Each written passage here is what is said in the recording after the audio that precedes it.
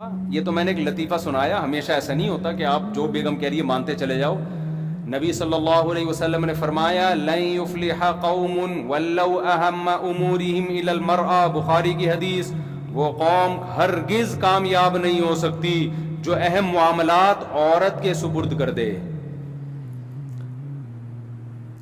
سمجھتے ہو آج مردوں نے سارے اہم فیصلے کس کے حوالے کیے ہوئے ہیں؟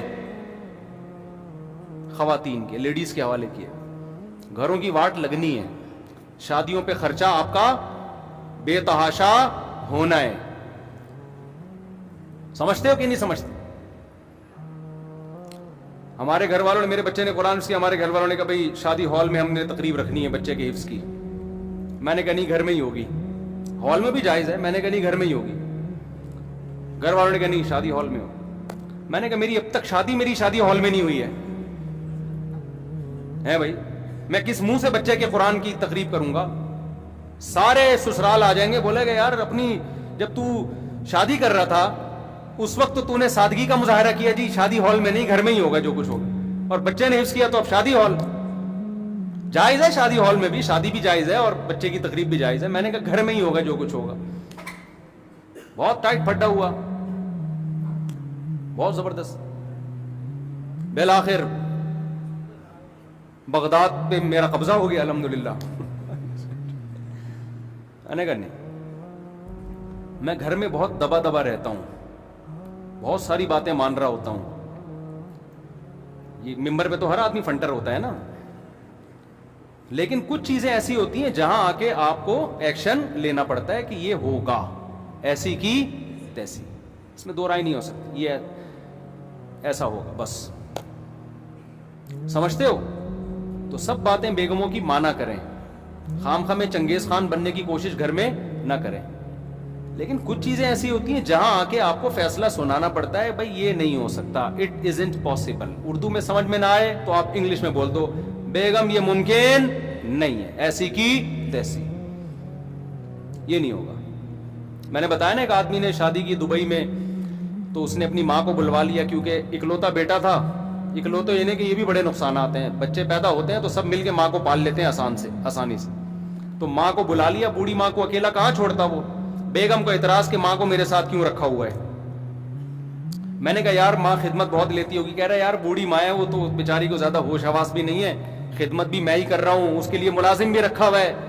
میری بیگم کا کہنا ہے کہ ماں رہے گی نہیں اس گھر میں. میں نے کہا یہ مطالبہ تو دیکھو خدمت بہت لے رہی ہوگی نا، یہ تو جائز مطالبہ ہے نا.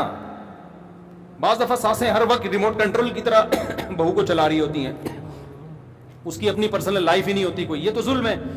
اس نے کہا بھائی کچھ بھی خدمت، ملازم رکھا ہوا ہے اماں کی خدمت کے لیے، میری بیوی کو گھر کے اندر ماں برداشت ہی نہیں ہے اور اتنا دباؤ ڈالا ہوا ہے، میں کیا کروں. میں نے کہا آپ بول دو ماں کو گھر سے میں بولو نہیں نکال، ایسی کی تیسی، جو کرنا ہے کرو تمہاری ایسی کی تیسی.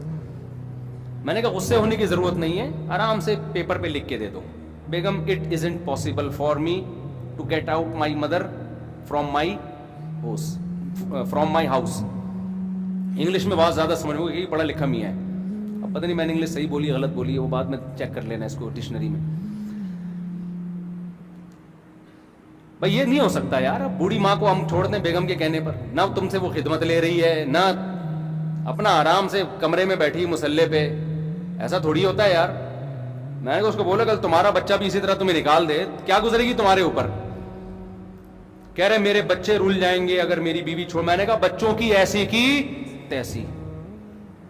آج کل تو یہ بڑا مسئلہ ہے نا، عورت کو زیادہ بوجھ ڈالو عدالت سے خلا بھی لے گی، بچے بھی لے کے مارکیٹ سے شارٹ ہو جائے گی، اور آپ ساری زندگی بچوں کے لیے رولتے رہو. میں نے کہا بچوں سے ابھی سے آپ یوں کر لو. کیا کرو؟ یہ والے بچے ہی کینسل ہو گئے، نئے سرے سے نئی شادی نئے بچے دوبارہ سے. کیا خیال ہے بھائی؟ پہلے ماں باپ ہیں، بچے بعد میں. نہیں چھوڑنا ماں کو، غیرت کے ساتھ سر اٹھا کے جیو یار. کہتے ہیں پھر بیوی، آج کل یہ بڑے مسائل ہیں نا، بیوی بدنام بہت کرے گی، دیکھو بچوں کو چھوڑ دیا اور ماں کو چھوڑ دیا. میں نے کہا یار جو بدنامی، بعض خواتین جو میرا بیان نہیں سن رہی ان کی بات کر رہا ہوں، وہ کرتی ہیں بدنام. اور ہمارا کلچر ایسا ہے کہ عورت کے 2 آنسو سننے دیکھے گا تو بس اسی کی طرف چلا جائے گا, وہ تحقیق نہیں کرتا کہ یہ صحیح کہہ رہی ہے غلط کہہ رہی ہے. ظالم دونوں ہوتے ہیں, مرد بھی ہوتے ہیں, عورتیں بھی ہوتی ہیں, میں مانتا ہوں, ایسا نہیں ہے کہ ساری عورتیں ظالم ہیں, مرد بھی بڑے ظالم ہوتے ہیں, لیکن ایک نیچر ہے کہ مرد جب مرد کی بات سنتا ہے یقین نہیں کرتا, عورت کے آنسو دیکھتا ہے تو مرد بھی اسی کی طرف پگھلتا ہے, تو بدنام کرتی ہے, دیکھو بچے چھوڑ دیے اس نے, بچوں سے ملنے نہیں آتا, یہ نہیں کرتا, حالانکہ اندر کہانی کچھ اور چل رہی ہوتی ہے. تو کہہ رہے بدنام کے, میں نے کہا ایسی کی تیسی یار, بدنامی کی کیا ہے, بدنامی تھوڑے دن چلتی ہے, اس کے بعد لوگ, کسی کے پاس ٹائم نہیں ہے آج کل, ہر آدمی اپنے معاملات میں اتنا گھرا ہوا ہے. میں نے کہا یہ جو آخرت میں بدنامی ہوگی, اماں کو یار اس بڑھاپے میں آپ اکیلا چھوڑ دو.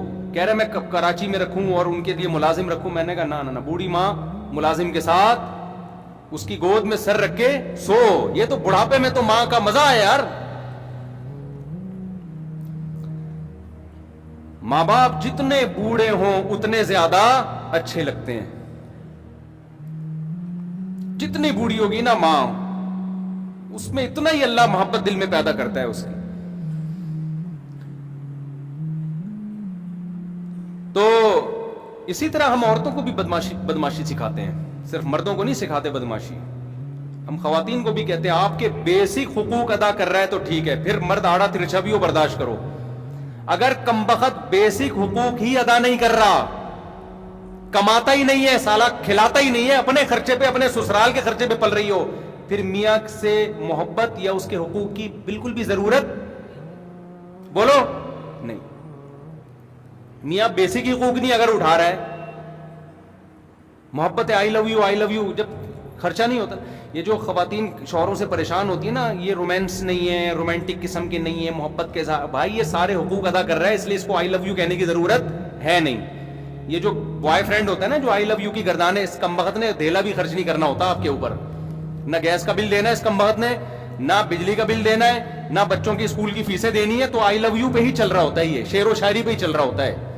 جیسے انگریز جو ہے نا وہ خرچہ تھوڑی اٹھاتا ہے بیوی کا, بات تمیز سے کرتا ہے, نہ کبھی ہاتھ اٹھائے گا, بہت ایکچولی کر کے بات کر رہا ہوگا اور ویمن رائٹس کی باتیں کر رہا ہوگا, گیس کا بل نہیں دے گا, نہ بجلی کا بل دے گا, مکان کا کرایہ نہیں دے گا. تو ہماری بیویاں اگر, ہماری عورتیں اگر یہ کر لیں کہ ٹھیک ہے جی آج کا سارا, آج کے بعد سے کوئی خرچہ آپ کے ذمے نہیں ہے, تو پھر ہمارے اخلاق دیکھو آپ, اور کیا فری پھوکڑ کے اخلاق میں کیا ہے بھائی, کیوں بھائی غلط تو نہیں کہہ رہا میں, فری پھوکٹ کے اخلاق ہیں. جب کوئی ذمہ داری ہی نہیں لینی ہے تو فری پھوکٹ کے اخلاق میں کیا جا رہا ہے انگریز کا. انگریز ایک دفعہ پاکستانی شوہر بن کے دکھائے, جب گیس کا بل دے گا نا, بجلی کا بل دے گا, مکان کا کرایہ دے گا, بچوں کے لیے پراپرٹی خرید رہا ہوگا کہ میں مروں گا تو بچوں کے کام آئے, ان کو اسکول لانے لے جانے کی ٹینشن اٹھا رہا ہوگا, بچیوں کی شادیوں کی ٹینشن لے رہا ہوگا, 20 مسائل ہوں گے, اپنی بیوی کو ان تمام ٹینشنوں سے آزاد کیا ہوا ہوگا. پھر میں اس انگریز سے پوچھوں گا کہ اب تو تھینک یو سے بات شروع کر اور تھینک یو پہ ختم کر کے دکھا. وہ اتنی موٹی پنجابی میں گالی سے بات شروع کرے گا, بیچ میں اتنی موٹی گالی, اور آخر میں 11 دفعہ گالیوں پہ ختم کرے گا وہ. تو انگریزوں کے اخلاق سے متاثر ہونے کی بالکل بھی ضرورت نہیں ہے. اور میں ان عورتوں سے کہتا ہوں اپنے پاکستانی اور ہندوستانی شوہروں سے بدگمان ہونے کی ضرورت نہیں ہے. یہ جتنا بھی آڑا ترچھا ہے نا, ٹیڑھا میڑا اور بد اخلاق, آپ کو اس نے چھت دی ہوئی ہے, آپ کے بیسک حقوق یہ ادا کر رہا ہے. اس مکھنچو کا نام آپ کے ساتھ لگا ہوا ہے, مرسز فلاں, ٹھیک ہے نا, کہیں جاتی ہو عزت ہوتی ہے آپ کی.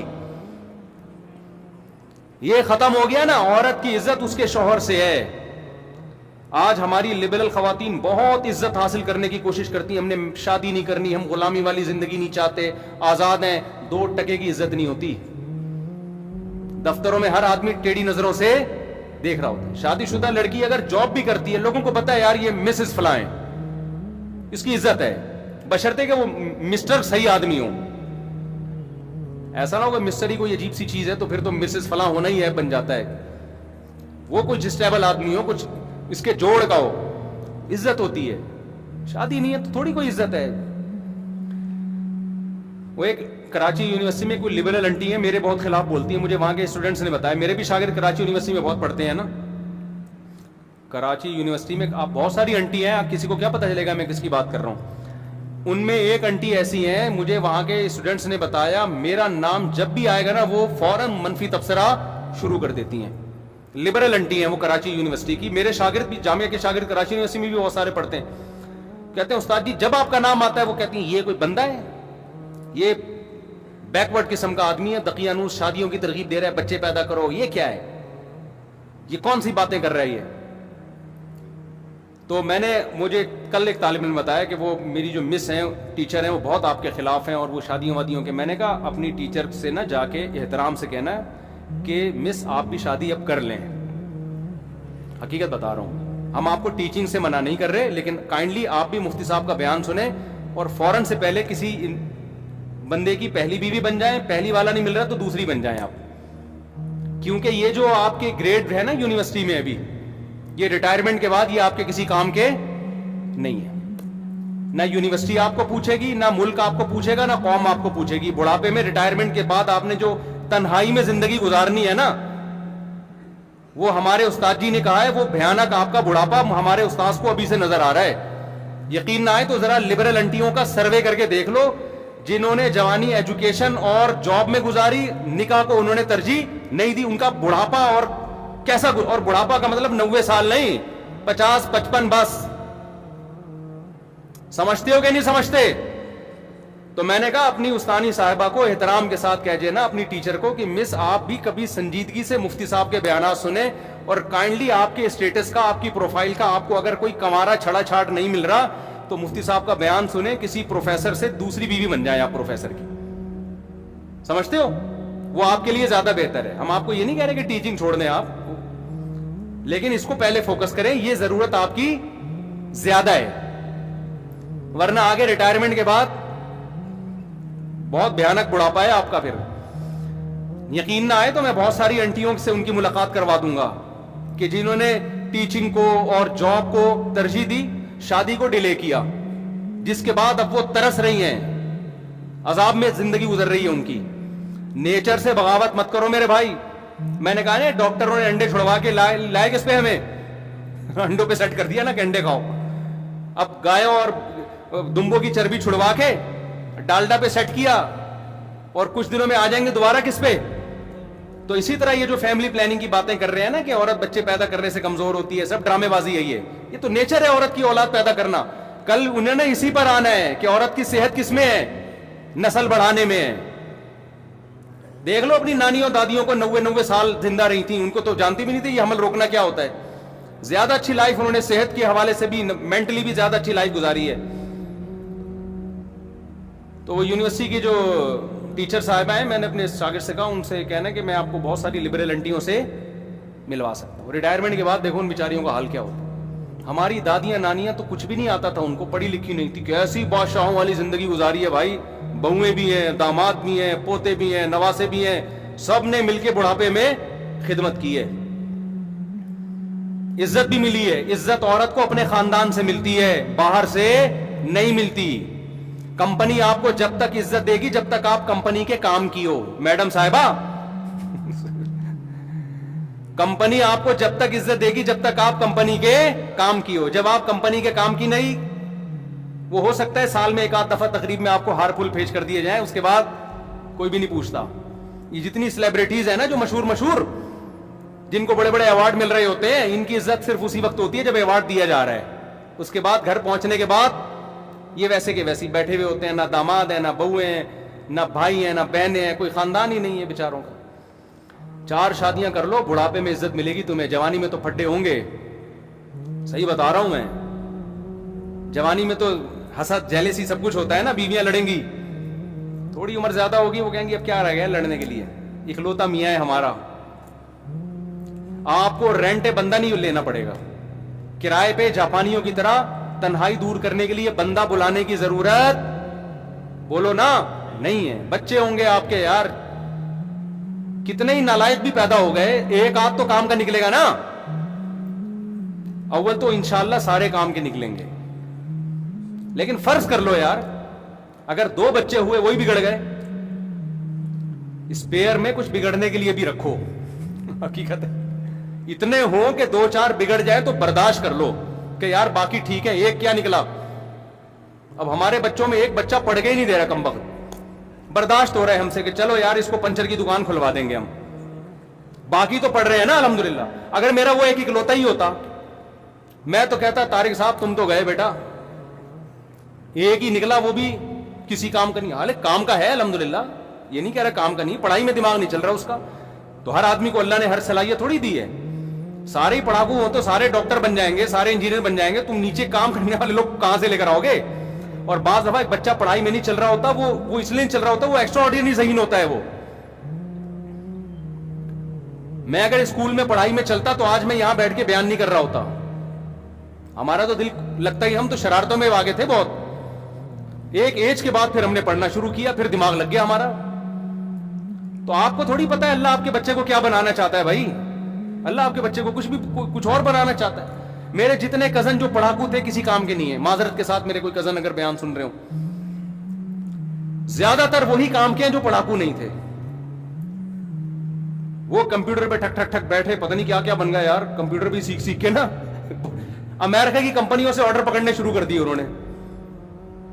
اور ایک بیٹھا ہوا ہے وہ رٹے لگا رہا ہے, از کالڈ نیوٹنز لا. آدھا قانون یاد ہے اس کو شروع کا یاد نہیں ہے, لیکن پڑھائی کی ویلیو ہے. اب میرے بیان سن کے بعض بچے اور شرارتی ہو جاتے ہیں, پڑھیں گے تو کچھ آگے چلیں گے نا, لیکن ٹینشن لینے کا نہیں. ہمارا ایک بچہ نہیں پڑھ رہا, ٹینشن نہیں لیتا, میں دیتا ہوں اس کو, تھوڑے بہت تانے وانے دے دیتا ہوں. اچھا بس بیان ختم کر رہا ہوں, کوئی بہت زیادہ ہو گیا, آپ مجھے 1:20 پہ بتا دیا کریں نا. اچھا میں نے دیکھا نہیں نا. تو خیر کہاں سے کہاں بات چلی گئی. تو اصل بات میں عرض کر رہا تھا کہ غصے کو میرے بھائی مارکیٹ سے کیا کرو, حتی الامکان 100% ختم نہیں ہوگا, لیکن سارے جو ہماری سوسائٹی میں فسادات پیدا ہو رہے ہیں اس کے پیچھے ہے کیا مسئلہ؟ غصے کا. تحمل سے بات سنو, تحمل سے جواب دو, تمام پہلوؤں پہ غور کرو, پازیٹیو نیگیٹو, اس کے بعد فیصلہ کرو. تو نبی صلی اللہ علیہ وسلم نے ایک صحابی کے چہرے پہ ان کی تعریف کی, فرمایا تمہارے اندر 2 چیزیں ایسی ہیں جو اللہ اس کے رسول کو بہت محبوب ہیں, ایک الحلم والانات, ایک بردباری اور ایک جلد بازی سے اجتناب. جب بھی تم فیصلہ کرتے ہو بہت زیادہ سوچ بچار. تو یہ اگر آپ زندگی میں یہ طریقہ اختیار کریں گے تو انشاءاللہ دنیا میں بھی کامیابی ہوگی اور